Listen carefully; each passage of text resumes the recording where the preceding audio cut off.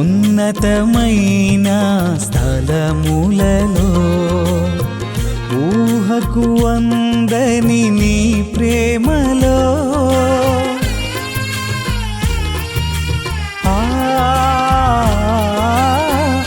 ఉన్నతమైన స్థలములలో ఊహకు అందని నీ ప్రేమలో రాజాతి రాజ నా యేసయ్యా మీరాకై వేచి ఉన్నానయ్యా రాజాతి రాజా నా యేసయ్యా మీరాకై వేచి ఉన్నానయ్యా.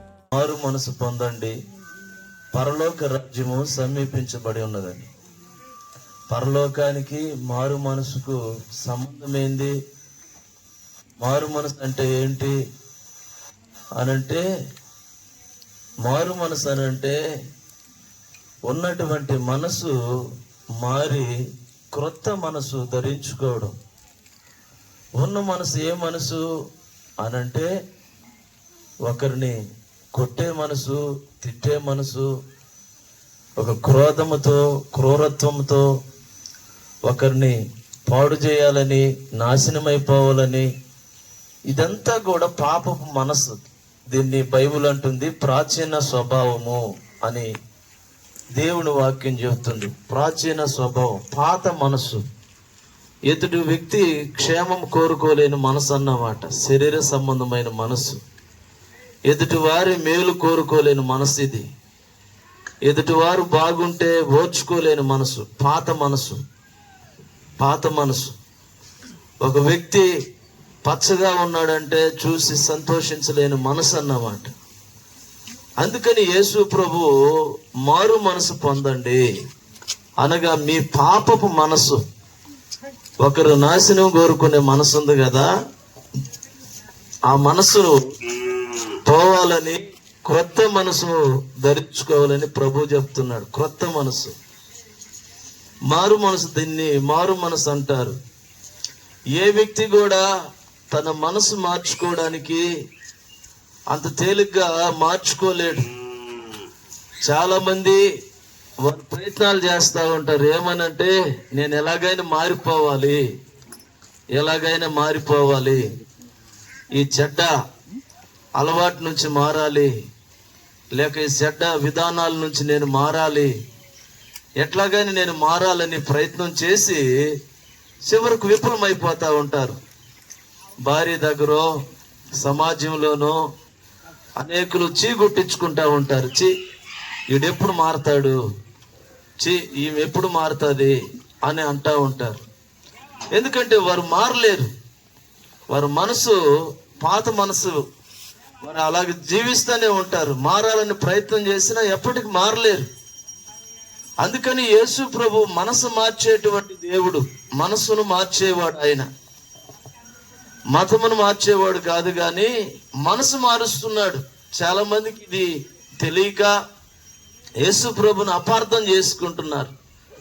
మీ మనసు మారితే మీ జీవితం మారుతుంది, మీ కుటుంబాలు మారుతాయి, మీ కుటుంబాలు దీవించబడతాయి, మీ కుటుంబాలు కట్టబడతాయి అని యేసు ప్రభు మనసు మార్చడానికి వచ్చి ఆయన అంటున్నాడు, మారు మనసు పొందండి అని అంటున్నాడు. మారు మనసు పొందండి.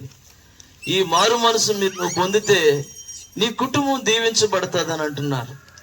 మానవుడు స్వహాగా మారలేకపోతున్నాడు. మానవుడు తన సొంత ప్రయత్నాల చేత మార్చబడలేకపోతున్నాడు. నాకు తెలిసి చాలా మంది నేను చూసిన విషయం ఏంటంటే, ఒక వ్యక్తి బాగా త్రాగుతూ ఉన్నాడు, ఆరోగ్యం చెడిపోతా ఉంది, అందరూ తిడుతూ ఉన్నారు, నువ్వు ఇటైపోతున్నావు అని అంటున్నారు. అతను వెంటనే పోయి దారం కట్టుకుని వచ్చేస్తాడు. ఎర్ర దారం ఒకటి కట్టుకొచ్చేస్తాడు. దారం కట్టుకోరా, నువ్వు తాక్కుండా ఉంటావు అంటారు. అతను అలాగనే కట్టుకుంటున్నాడు. ఒక 2 నెలలు 3 నెలలు 4 నెలలు ఉంటాడు. మరలా 5వ నెలలో ఎక్కడో ఏదో శుభకార్యం జరిగితే అందరూ ఆడ తాగుతూ ఉంటే వాళ్ళందరూ ప్రేరేపిస్తారు. ఒకసారికే కానీ ఏం కాదులే అని ప్రేరేపణ చేస్తాను. వెంటనే ఈ దారం ఎట్టబోతుందో మళ్ళా తాగుతూ ఉంటారు. మళ్ళా అంతే, అక్కడి నుంచి ప్రారంభమైంది, మళ్ళా యథాతథగానే ఉంటారు.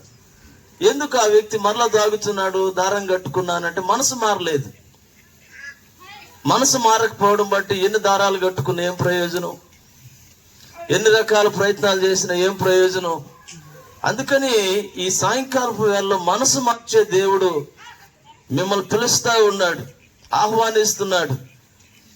దారం కట్టుకోవడానికి ఎంతో కొంత డబ్బులు ఇవ్వాలా, కానీ యేసు ప్రభువు డబ్బులు ఇవ్వాల్సిన అవసరం లేదు. నీ మనసు మార్చుకోవడానికి ఆయన దగ్గరకు వచ్చి ఇదిగో ఇంత 5,000 ఇస్తాను, 2,000 ఇస్తానని ఆయన డిమాండ్ చేయడం లేదు. ఆయన ఒక మాట అన్నాడు, నా దగ్గరకు వచ్చి నీవు నాకు ఒక అవకాశం ఇస్తే చాలు, నీ మనసు మారుస్తాను అంటున్నాడు దేవుడు. అంతే. ఆయన నీ దగ్గర నుంచి వెండి బంగారాలు ఏం కోరుకోవడం లే, ధనధాన్యాలు ఏమి ఆశించడం లే. ఆయన ఒక చిన్న హృదయంలో స్థానమే కోరుకుంటున్నాడు. అంతే. నీ మనసులో ఒక స్థానం, అదేంటంటే యేసయ్యా అని నువ్వు ఆయన పిలవగలిగితే నీ మనసు మారిపోతుంది. నేను పాపిని ప్రభు అని చెప్పగలిగితే మనసు మారిపోతుంది. ఆయన అమూల్యమైన రక్తము ప్రతి పాపి కోసం సిలువలో సిందించాడు, రక్తం కార్చాడు. ఆ రక్తము ఎవరి మీద ప్రోక్షించబడుతుంది, వారి మనసు మారుతుంది. వారు మనసు మారి నూతన పరచబడతారు. వాళ్ళు క్రొత్త మనసు, క్రొత్త శరీరం, క్రొత్త జీవితంలోనికి వస్తారు వాళ్ళు. అందుకని ఈ వేళ యేసుక్రీస్తు ప్రభువారు మనసు మార్చేటువంటి దేవుడు మిమ్మల్ని అందరిని ఆహ్వానిస్తున్నాడు. ఎందుకు ఆయన మనసు మారుస్తున్నాడంటే, ఎవరు మనసు మారుతాదో వారే పరలోకానికి వెళ్తారు కాబట్టి. అది పరిశుద్ధుల కొరకు సిద్ధపరచబడిన స్థలం. అది మనందరం కూడా అంటూ ఉంటాం, స్వర్గము, పరలోకము, మోక్షము, ఇలాంటి వైకుంఠము పదజాలాలు మనం చెప్తా ఉంటాము. ఈ వైకుంఠానికి వెళ్ళాలంటే నువ్వు చేసిన పాపాలతో నువ్వు వెళ్ళలేవు. నువ్వు ఒక పుణ్యకార్యం చేస్తే 10 పాపకార్యాలు చేస్తుంటావు. నీకు తెలిసిన పుణ్యకార్యం ఒకటే గుర్తు పెట్టుకుంటావు, నువ్వు చేసిన పాపాలు మర్చిపోతా ఉంటావు. పాపాలు నీకు గుర్తుకు రావు, కానీ నేను పలానప్పుడు అన్నదానం చేశానంటావు, వస్త్రదానం చేశానంటావు, పేదలకి నేను ఆ కార్యము ఈ కార్యం చేశాను, అవి గుర్తుంటాయి. కానీ నువ్వు చేసే పాపాలు నీకు గుర్తుకు రావు. నువ్వు చేసిన పాపము నేను స్వర్గానికి తీసుకొని వెళ్ళదు, మోక్షానికి తీసుకొని వెళ్ళదు. అయితే యేసు ప్రభు ఈరోజు దానికి ఒక అవకాశాన్ని కలిగిస్తున్నాడు మనందరికీ. స్వర్గానికి వెళ్ళాలంటే, మోక్షానికి వెళ్ళాలంటే యేసు ప్రభు చెప్తున్నాడు, నేనే మార్గం అంటున్నాడు. ఆయన దగ్గరకు వస్తే మనసు మారుస్తాడు, వారి స్వభావం మారుస్తాడు. బైబిల్లో చాలా మంది ఉన్నారు. అలాగనే నేడు మీ మధ్యలో, మీ ప్రాంతంలో ఉన్నటువంటి మేము కూడా ఒకప్పుడు దేవుని ఎరగని అన్యులుగా బ్రతుకుతూ ఆయా రకాలైనటువంటి పాప కార్యాలు చేస్తూ జీవించినటువంటి వారిమే. అయితే యేసుక్రీస్తు ప్రభు దయ వలన, కృప వలన ఈరోజు మనసు మార్చే దేవుణ్ణి నమ్ముకొని, మనసు మార్చబడి పాత జీవితాన్ని వదిలి పరలోకానికి వెళ్ళేటువంటి మార్గమైన యేసు ప్రభు దారిలో ఇలాగా కొనసాగిపోతూ ఉన్నాం. ఒక ప్రత్యక్ష సాక్షి మేమే అని చెప్పుట్లో సందేహం లేదని ప్రభు పేరట తెలియపరుస్తూ ఉన్నాం. ప్రియులారా, ఈ సాయంకాలపు వేళలో మాకే కాదు కానీ మీకు కూడా దేవుడు ఒక ప్రేమ ఆహ్వానాన్ని అనుగ్రహిస్తున్నాడు. ఒక ప్రేమపూర్వకమైన పత్రిక లేక ఆయన మాట మనకు తెలియపరుస్తున్నాడు. అదేందనంటే, ఆయన తన దగ్గరికి ఆహ్వానిస్తున్నాడు. తన దగ్గరికి నా యుద్ధకు రండి అని అంటా ఉన్నాడు ప్రభు. ప్రయాసపడి భారము మోసుకొనుచున్న సమస్త జనులారా, నా యుద్ధకు రండి, మీకు విశ్రాంతినిస్తాను అంటున్నాడు. మనసు మార్చే దేవుడు మనకి ఈ భూమి మీదే కాదు కానీ పరలోకములో కూడా మన మనసును మార్చి చేర్చగలిగినటువంటి దేవుడు, విశ్రాంతినిచ్చే దేవుడు. అందుకని ఒక కులం అని లేదు, ఒక మతం అని లేదు, ఒక తెగ అనేది లేదు, ఒక జాతి అనేది లేదు. యేసుక్రీస్తు అందరికీ ప్రభు. ఆయన నా దేవుడు కాదని నువ్వు అనుకోవద్దు. ఆయన నిన్ను పుట్టించిన సృష్టికర్త. నువ్వు ఆయన పోలికలో నిన్ను చేసుకున్నాడు. ఆయన నిన్ను పుట్టించాడు. ఆయన ఒకవేళ నువ్వు ఆయన నాకు సంబంధం లేదు, ఆయన నా వాడు కాదనుకొని ఉండొచ్చేమో, కానీ ఈవేళ ఆయనే నీకు ప్రత్యక్షమై చెప్తున్నాడు, నేనే నీ కన్న తండ్రిని అంటున్నాడు. నేనే నిన్ను పుట్టించిన దేవుడిని. ఈ యుగ సంబంధమైనటువంటి దేవత మనోనేత్రాలు గుడ్డితనం కలుగు చేయడం బట్టి సత్యమైనటువంటి వారిని తెలుసుకోలేక అసత్యములో చీకట్లో సంచరిస్తూ జీవిస్తూ ఉన్నాం. అయితే దేవాతి దేవుడు మన పట్ల తన నిత్యమైనటువంటి కృపను అనుగ్రహింపచేసి మనలందరినీ కూడా ఒక మంచి అవకాశాన్ని కలిగిస్తున్నాడు. మనందరికీ ఒక మంచి అవకాశం, పరలోకానికి వెళ్ళడానికి, మోక్షాన్ని చేరుకోవడానికి. అందుకని మారు మనసు పొందుడి అని ప్రభు చెప్తున్నాడు. మారు మనసు పొందండి, నీ మనసు మార్చుకో. మనసు మార్చేటువంటి దేవుడి దగ్గరకు రమ్మని ఆయన ఆహ్వానిస్తున్నాడు. మన మనసును మార్చేటువంటి దేవుడు మనల్ని పిలుస్తూ ఉన్నాడు. మనం ఎలాంటి స్థితిలో ఉన్నవారమైనా, ఎలాంటి పరిస్థితుల్లో ఉన్నవారమైనా ఆయన నిన్ను మార్చగలిగిన దేవుడు. నువ్వు భయపడాల్సిన అవసరం లేదు. నా జీవితం ఇంతేనేమో, నా కుటుంబం ఇంతేనేమో, నా భర్త ఇలాగనే ఉండిపోతాడేమో, త్రాగుడికి ఇట్లాగనే అలవాటైపోతాడేమో అని భయపడాల్సిన అవసరం లేదు. ఆయన దగ్గరికి నువ్వు రాగలిగితే ఆయన నీ మనసును మార్చి కొత్త జీవితాన్ని ఇస్తాడు. బైబిల్ గ్రంథంలో ఒక ఆయన ఉన్నాడు ప్రియులరా. ఆయన 2000 దెయ్యములు బట్టి బహుగా బాధపడుతున్నాడు. కుటుంబంలో ఎవరికి కూడా నెమ్మది లేదు, సంతోషం లేదు, ఆనందము లేదు.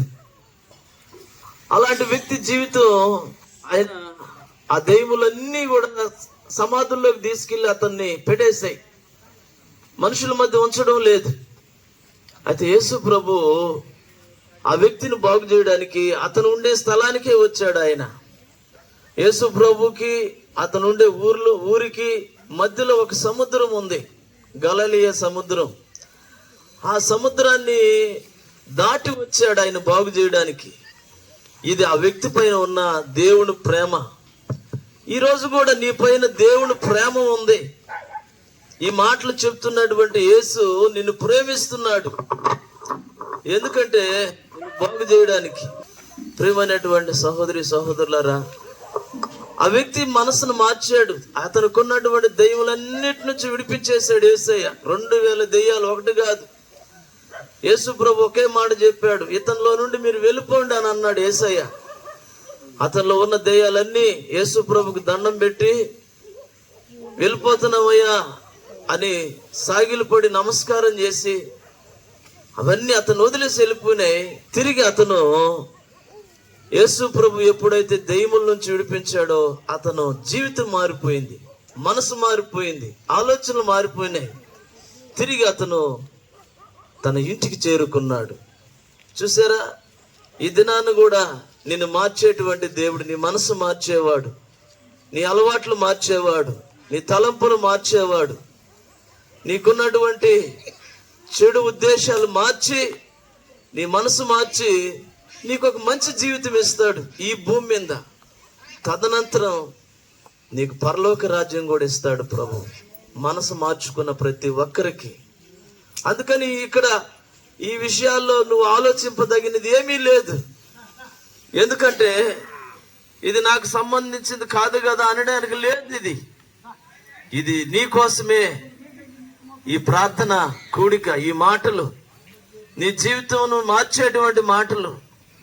ఇది అనుకూలమైన సమయం. ఇది నీ జీవితాన్ని నీవు ఎప్పటికీ మార్చుకోలేని పరిస్థితుల్లో సాగిపోతున్న సహోదరి సహోదరుడా, నీ పాపం నుంచి నువ్వు విడిపించుకోలేక అదే జీవితంలో ఉంటున్నటువంటి ఓ ప్రియమైనటువంటి సహోదరి సహోదరులారా, ఈ శుభవార్త మీకు అనుకూలమైంది.